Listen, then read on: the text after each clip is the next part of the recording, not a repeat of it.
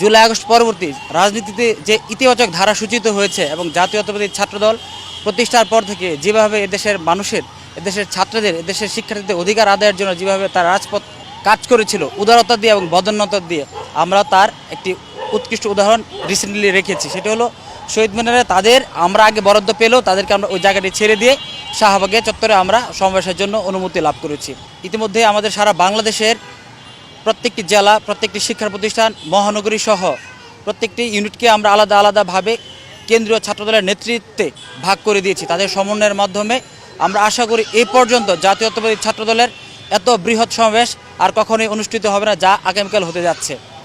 আর এই অনুষ্ঠানের মাধ্যমে আমাদের যে তারুণ্য নির্ভর যে জাতীয় রাজনীতি কিংবা আমাদের ছাত্র নির্ভর যে রাজনীতি সূচিত হয়েছে, আমরা আশা করব আমাদের দলের ভারপ্রাপ্ত চেয়ারম্যান দেশনায়ক জনাব তারেক রহমান আমাদের মতামতকে প্রাধান্য দিয়ে, আমাদের আশা আকাঙ্ক্ষাকে প্রাধান্য দিয়ে আগামীর বাংলাদেশ বিনির্মাণের জন্য যে স্বপ্নের বাংলাদেশ উনি বুনন করেছেন তার একটি দিক নির্দেশনা কালকে সমাবেশ থেকে আমাদের মাধ্যমে উনি দেশবাসীর প্রতি জানাবেন।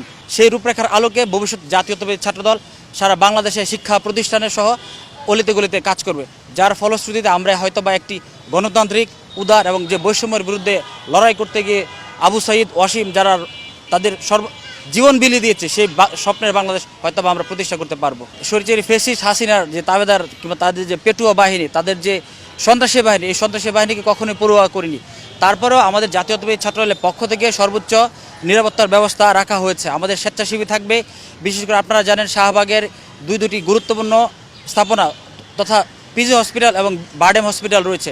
আমরা রুগীদের কথা বিবেচনা করে ওখানে আমাদের নিজস্ব স্বেচ্ছাসেবী থাকবে, যারা অ্যাম্বুলেন্স এবং এখানে যারা স্বাস্থ্যসেবা, জরুরি স্বাস্থ্যসেবা নিতে আসবে তাদের জন্য আমাদের আলাদা ভলান্টিয়ার থাকবে। পাশাপাশি আমরা আইনশৃঙ্খলা রক্ষাকারী বাহিনীর সাথে ইতিমধ্যে বসেছি, তাদের পক্ষ থেকে আশ্বস্ত করা হয়েছে তারাও তাদের যে নিরাপত্তা ব্যবস্থা আছে সেটা জোরদার করবে।